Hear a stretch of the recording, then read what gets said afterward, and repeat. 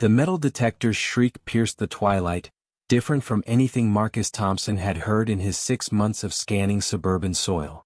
Not the usual belch that signaled buried pennies, nor the steady drone of forgotten plumbing.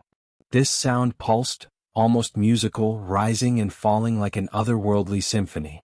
Marcus adjusted his hearing aid, wondering if it was malfunctioning again. At 68, he'd grown accustomed to technology playing tricks on him, but this was different. The detector's LED display flickered between readings, numbers dancing in impossible sequences. According to the device, whatever lay beneath his feet was simultaneously ferrous and non-ferrous, magnetic and non-magnetic. "Well, that's a new one," he muttered, marking the spot with a garden stake. The autumn air bit through his flannel jacket as he retrieved his shovel from the garage. The sun had nearly set, painting his modest backyard in shades of purple and orange. His neighbors' windows glowed with evening activities. The Patels were probably having dinner, and old Mrs. Henderson would be watching her game shows.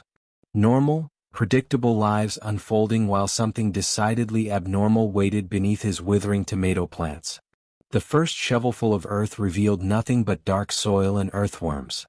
By the fourth, his arthritis complained, but the detector's song grew louder.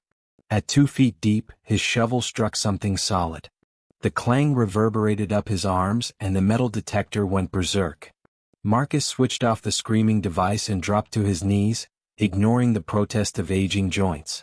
Using a small brush he'd borrowed from his late wife's gardening supplies, he began clearing away the dirt. His fingers trembled as they revealed a surface unlike anything he'd seen in his 40 years as an aerospace engineer.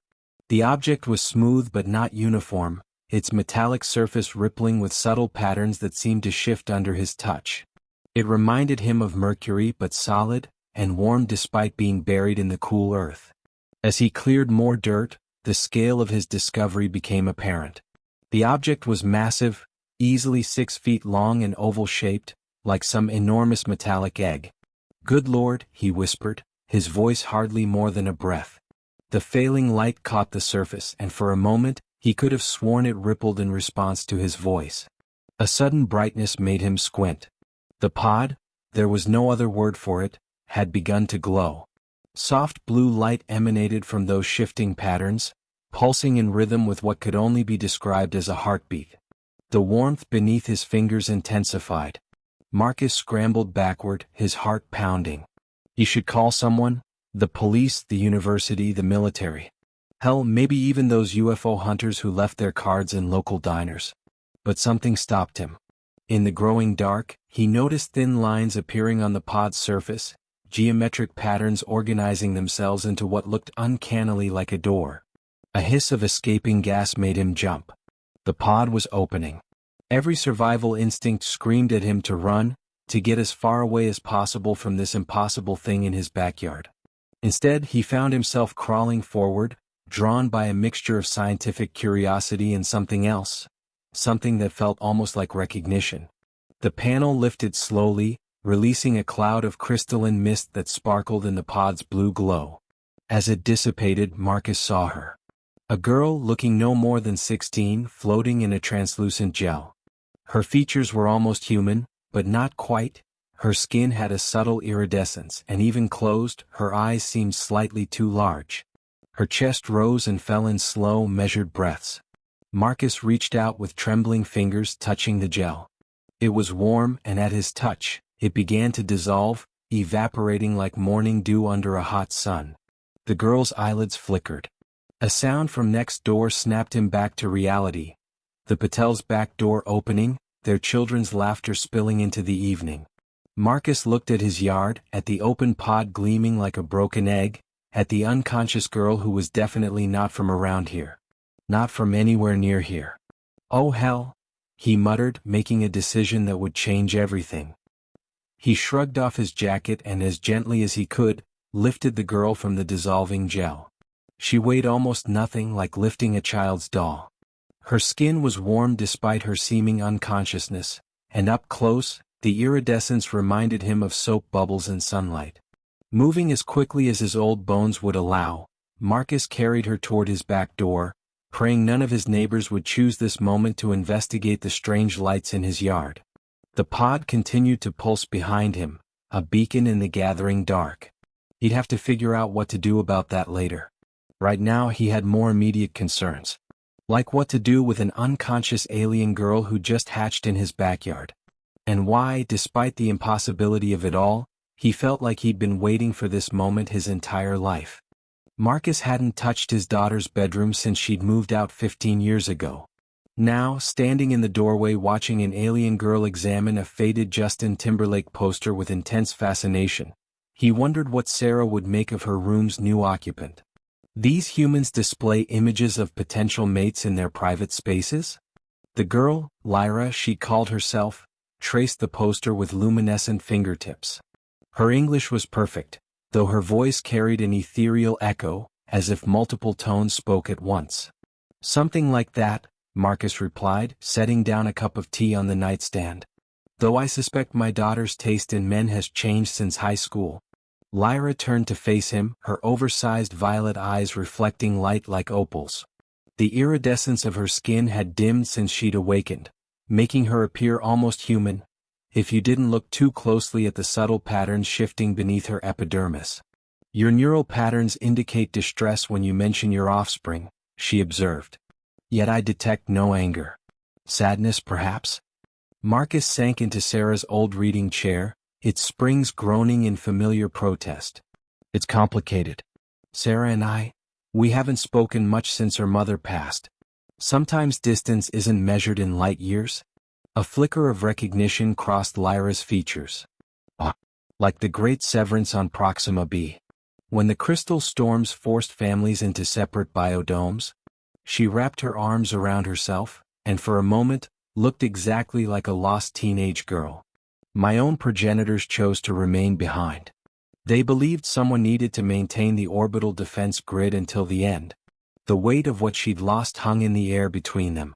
Marcus had questions, dozens of them burning in his engineer's brain about crystal storms and defense grids and interstellar travel. But 20 years of raising a daughter had taught him something about priorities. Are you hungry? He asked instead. The patterns beneath her skin swirled in what he was beginning to recognize as surprise. My stasis pod should have provided all necessary nutrients for. Her words were cut short by a loud rumble from her midsection. A look of utter bewilderment crossed her face. Marcus couldn't help but chuckle. I'll take that as a yes. How do you feel about pizza? Pizza? The word seemed to puzzle her translation matrix. I'm unfamiliar with this substance. 30 minutes later, Marcus watched in amazement as Lyra devoured her third slice of pepperoni, her initial careful analysis of Earth food consumption protocols forgotten in favor of pure enthusiasm. The combination of protein strands, fermented dairy cultures, and caramelized carbohydrates is extraordinary, she declared between bites. Though I don't understand why you shape it in circles.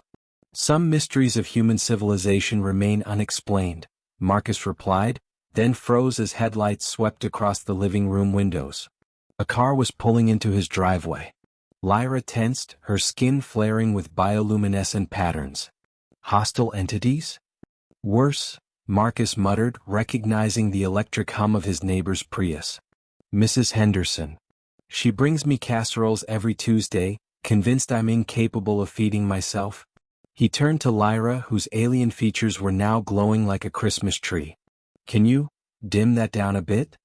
Lyra concentrated, and the patterns faded to nearly invisible. Just in time, the doorbell chimed its familiar tune. Marcus? Mrs. Henderson's voice carried through the door. I've brought you my famous tuna noodle casserole. Quick, Marcus whispered, upstairs. And remember, you're Sarah's friend's daughter visiting from Wisconsin. We practiced this. Lyra nodded but paused at the stairs. Marcus? Why do you accept food offerings from this woman if you don't intend to consume them? He sighed, heading for the door. That's another of Earth's great mysteries. Now scoot. As he prepared to face Mrs. Henderson's well-intentioned interrogation, Marcus realized his life had become exponentially more complicated in the past 6 hours.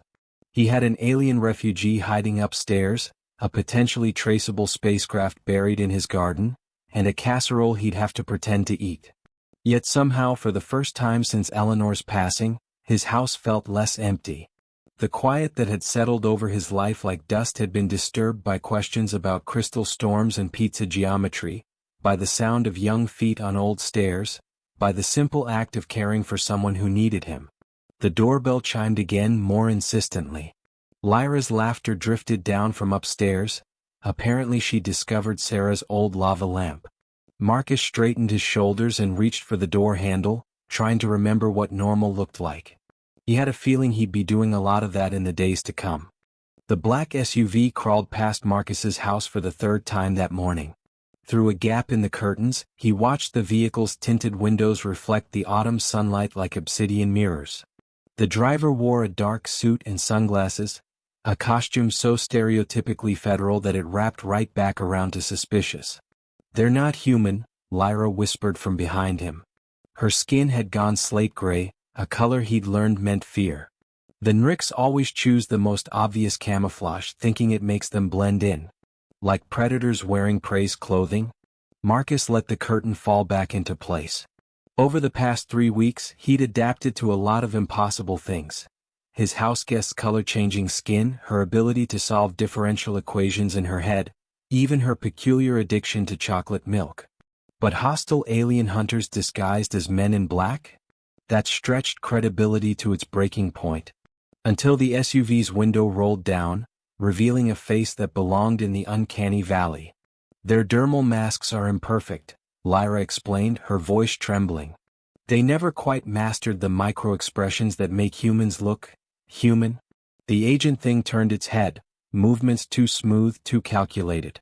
Its eyes swept across Marcus's front yard, lingering on the freshly tilled garden where he transplanted Eleanor's hydrangeas to better hide the pod's landing site. Marcus's phone buzzed, displaying an unfamiliar pattern of interference on its screen. Lyra snatched it from his hand, her fingers blurring as they danced across its surface. "They're scanning for quantum signatures," she hissed. "The pod's containment field is degrading. Soon they'll—" A sharp crack split the morning calm. The hydrangeas in the backyard burst into flames, blue-white fire that burned without smoke. Through the kitchen window, Marcus glimpsed figures vaulting his back fence with impossible grace. "Time to go," he announced, grabbing the emergency bag he'd prepared after Lyra first warned him this might happen. "Please tell me you have a plan." Lyra's skin rippled with patterns he'd never seen before, geometric shapes that seemed to bend light around her. "The evacuation protocols Father uploaded require a quantum anchor point, another pod signal to lock onto." Her eyes unfocused, scanning frequencies human senses couldn't perceive. "There's one, 3 kilometers east. But we'll never reach it on foot." Marcus allowed himself a grim smile, fishing keys from his pocket. "Who said anything about walking?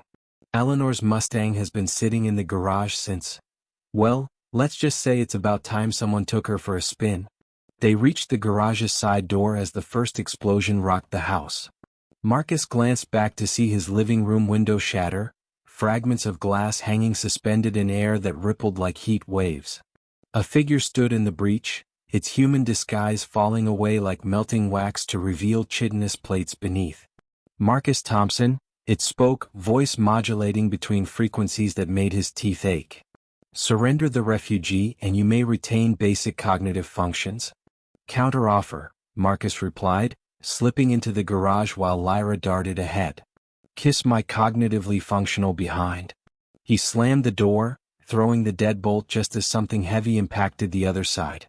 The garage lights flickered to life, revealing Eleanor's pride and joy, a 1967 Mustang Fastback, midnight blue paint still gleaming after all these years.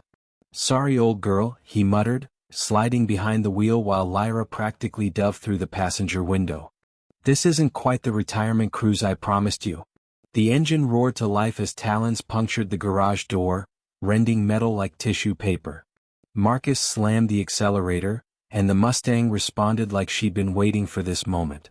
They crashed through the garage door in a shower of splinters and twisted aluminum, leaving startled shrieks in their wake. "They're mobilizing pursuit units," Lyra reported, her skin pulsing with radar-like sweeps. 2 ground vehicles, 1 aerial. The nearest pod signal is getting stronger. It's somewhere near the old mill complex. Marcus downshifted, taking a corner fast enough to leave rubber on asphalt.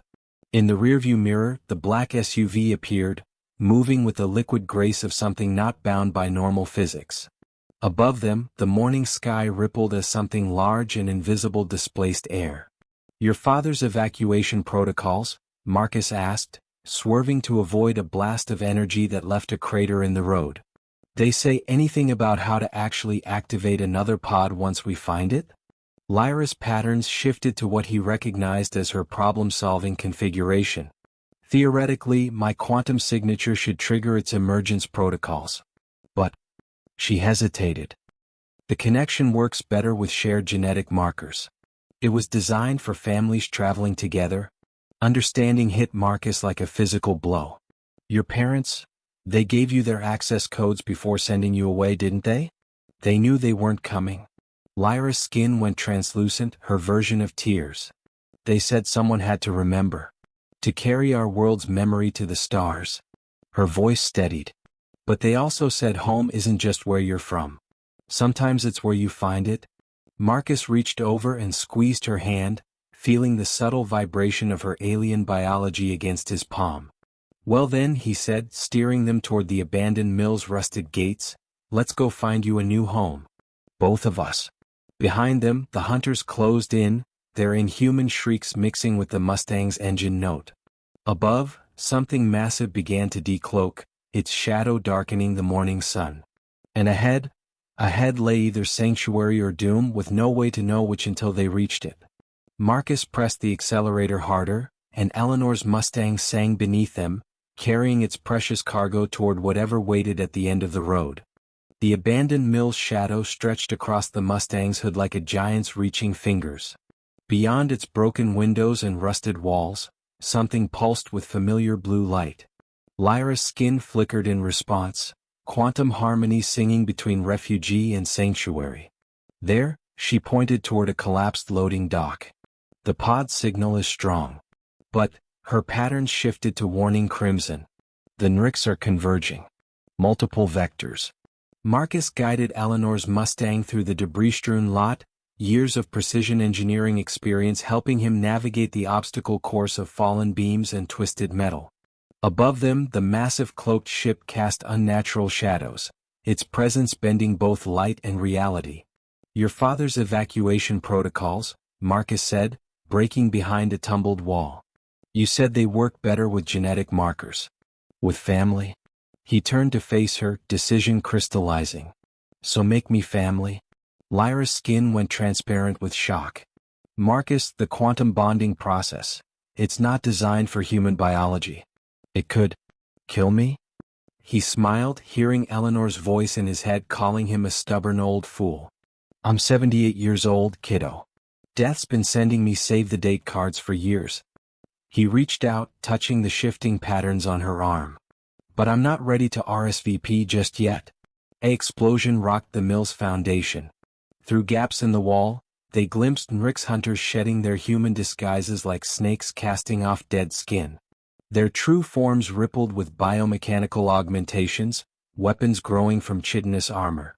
"The genetic transference requires direct neural contact," Lyra explained, her patterns swirling with complex equations. "And we'll need to reach the pod first?" Marcus revved the Mustang's engine. "Neural contact I can do. As for reaching the pod?" He patted the dashboard. "Eleanor always said this old girl had one good race left in her." They burst from cover as energy beams sliced the air. Marcus drove straight toward the loading dock, while Lyra's fingers danced across his phone, reprogramming it into something that definitely violated several laws of physics. The quantum interference made his fillings hum. "Barrier field at 18%, she reported. "But I can't maintain it and prepare the genetic transfer simultaneously." "Then don't." Marcus jerked the wheel, narrowly avoiding an NRICS hunter that dropped from above. "Focus on the transfer. I'll handle the barrier breaking." Lyra's eyes widened. "How?" Marcus gunned the engine, aimed straight at the loading dock's concrete wall. "Sometimes the best defense is a really good Detroit engine block." The Mustang hit the wall at 60 miles per hour. Concrete exploded inward, airbags deployed, thank God for Sarah's insistence on modern safety upgrades, and for a moment the world consisted entirely of noise and motion. Then stillness. Through the settling dust, blue light pulsed. The second pod lay half buried in the mill's basement, its surface already responding to Lyra's presence. Behind them, inhuman shrieks grew closer. Now or never, kiddo. Marcus touched Lyra's arm, feeling the quantum frequencies that made her unique in the universe. Make it count. Her patterns spread onto his skin like living tattoos, carrying messages written in light and mathematics and something deeper. The coding of family, of belonging, of home. Pain followed, his human neurons screaming as they reconfigured to accept impossible information. The pod's surface rippled, recognizing the shared quantum signature. Above, the Nrix ship's weapons powered up, reality distorting around their barrel tips. Hunters converged from all directions, their chitinous forms blending together into a wave of alien malevolence. Target locked, their unified voice grated. Preparing to cleanse? Sorry, Marcus growled through clenched teeth, his body burning with quantum fire. But this particular target? He reached out, laying his transformed palm against the pod's surface. It's protected by family? The pod erupted with brilliant light, responding to the combined genetic signatures of human and alien, of father and daughter chosen rather than born. The quantum frequencies multiplied, amplified, reached out to touch other pods hidden across the earth. The Nrix hunters screamed as their biomechanical systems overloaded. Their ship's cloaking field collapsed, revealing its true form to the morning sky, and to the news helicopters already circling the disturbance. In the chaos, the pod opened. But unlike Lyra's vessel, this one held something different. Not a passenger but a defense system. One final gift from her father, activated by the presence of family. Energy cascaded outward in a non-lethal wave, scrambling the Nrix hunters' neural networks. Their ship, suddenly pilotless, engaged emergency protocols and retreated to orbit. On screens across the world, humanity caught its first glimpse of undeniable alien life. You know what this means? Lyra said softly, supporting Marcus as quantum energy continued rewriting his DNA. Everything changes now. For everyone. Marcus looked at his hands, watching alien patterns swirl beneath human skin. He thought of Eleanor, of Sarah, of all the families bound not by blood but by choice. Maybe that's not such a bad thing. Change keeps us young. He grinned. And apparently so does a little alien DNA. Around them, sirens approached. News helicopters circled. The world teetered on the brink of transformation.